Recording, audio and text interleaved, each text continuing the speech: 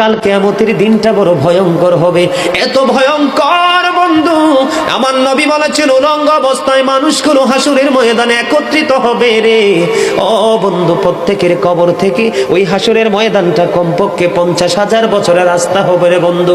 এই জন্য নবী যখন মেরাজের রজনীতে বোরাক দেখেছিল, আমার নবীকে আল্লাহ দাওয়াত দিয়েছে, বোরাক দেখে আমার নবী এত ক্রন্দন করেছিল, মনে হয়েছিল যেন আমার নবীর চক্ষু মুবারক দুইটা ঝর্ণা হয়ে গেছে। এই যুবক, কাল কিয়ামতের দিন ঘাম এত ঘামবে রে, কেউ মাজা পর্যন্ত, কেউ নাভি পর্যন্ত, কেউ বা আবার পুরো শরীর বন্ধু ঘামের নিচে ডুবে থাকবে, আবার মাথার মগজ টকবক টকবক করে উতরাইতে থাকবে রে। আল্লাহ বলেছেন লা ইয়ামুতু, people will not die that day, সেদিন মানুষ আর মরতে পারবে না। আল্লাহ বলেছেন ফিহা ওয়ালা ইয়াহইয়া, people will not be able to live that day, মানুষ